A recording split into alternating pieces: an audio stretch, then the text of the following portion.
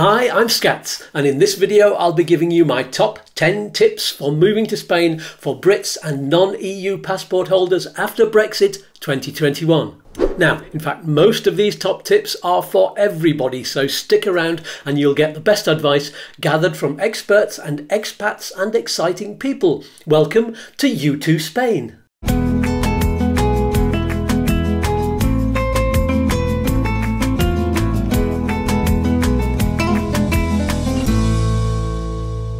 Yes, hello everybody, welcome. It's top tips time again, and today is all about moving to Spain, what to do in advance and when you get there so you can make the most of your new adventure and your new life.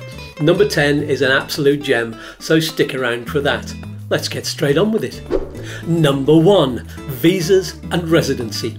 Now this is especially for non-EU passport holders. The first thing you need to do if you're planning to move to Spain is to look at what visa you will need so that you can get residency. I've made lots of videos about the different visas which tell you everything you need to know, so I'm not going to go into detail on this video just now. All you need to know is that this is something you need. It's very important, especially if you're from the UK. Different rules apply to you now. Check out the visas playlist on this channel when you watch this video to the end.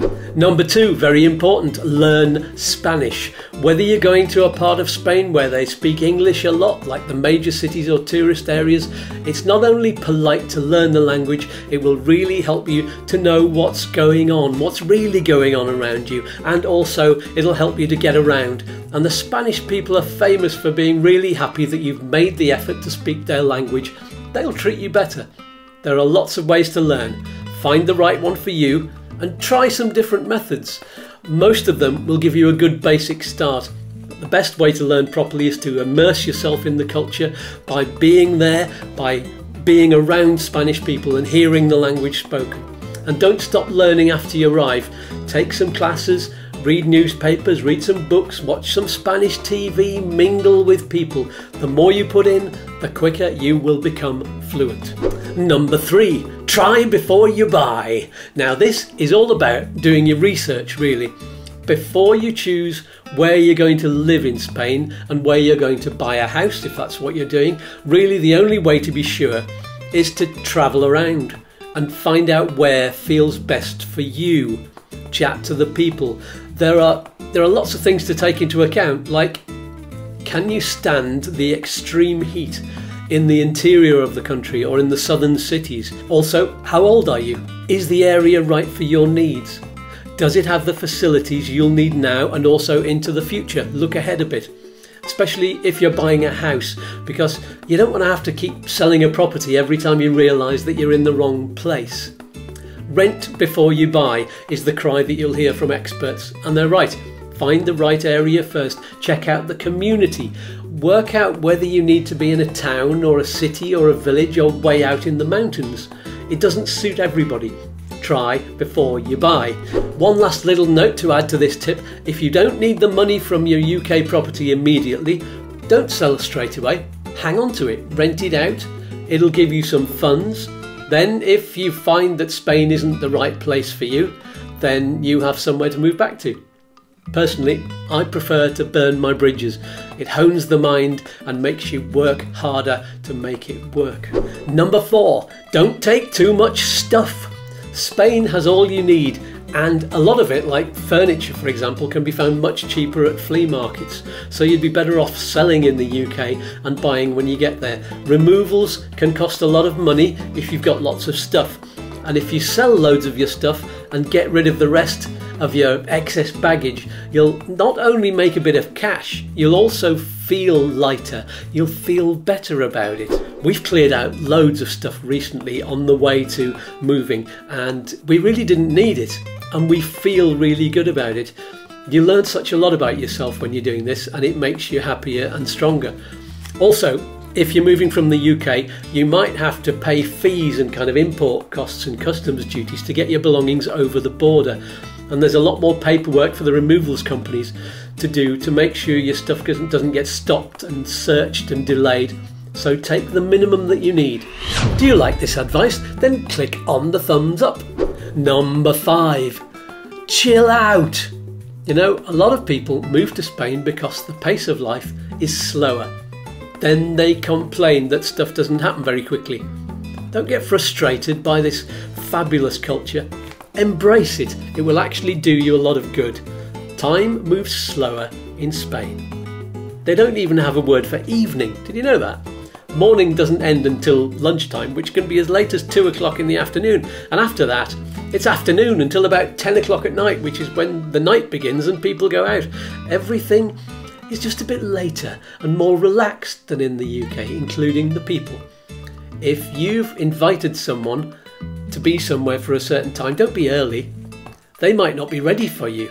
If it's at their place that they've invited you, it might even be considered rude if you turn up early.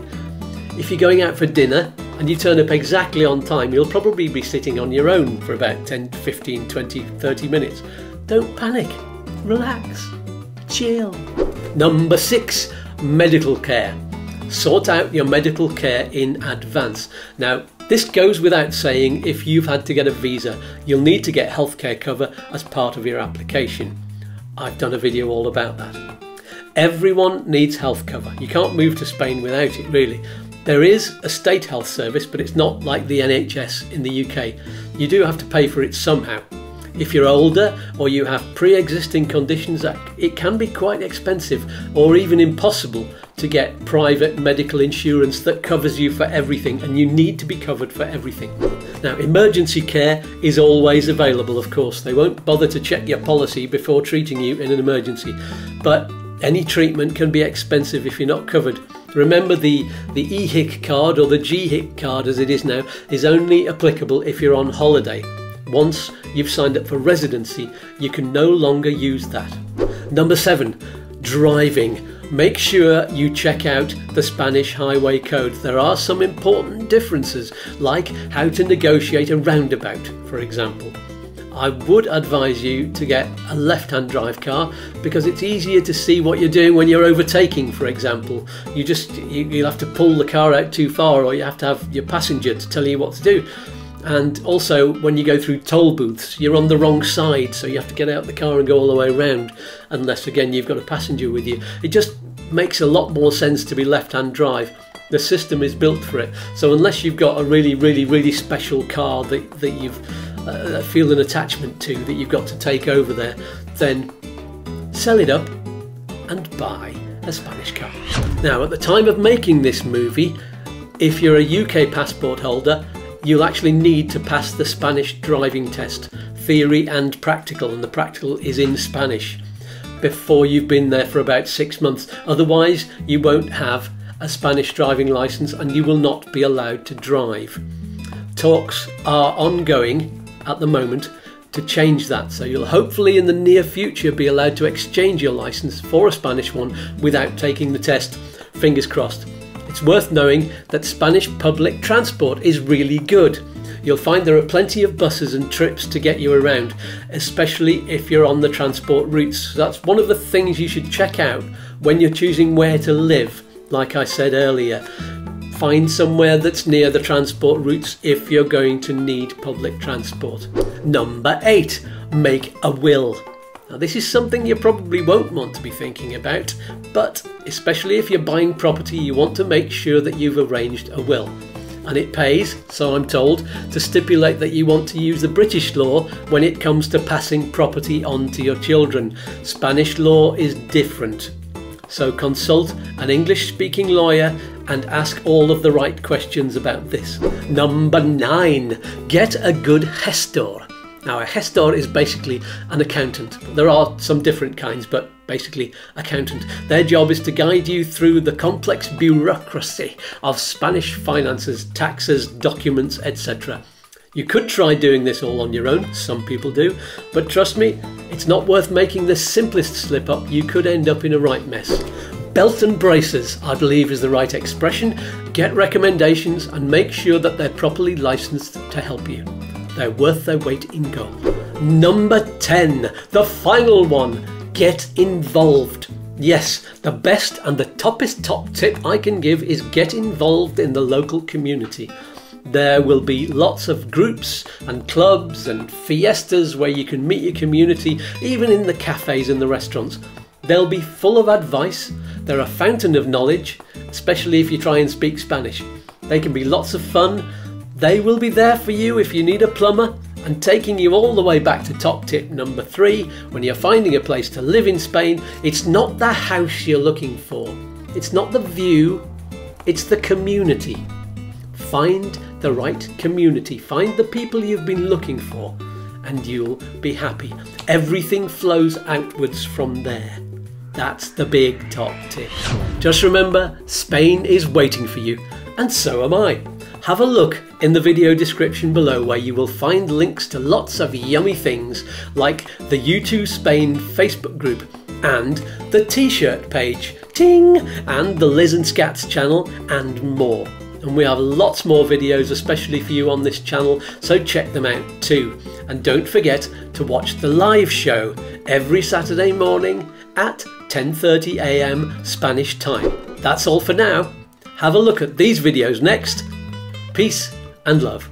And remember, if I can move to Spain, you can do it too. Bye.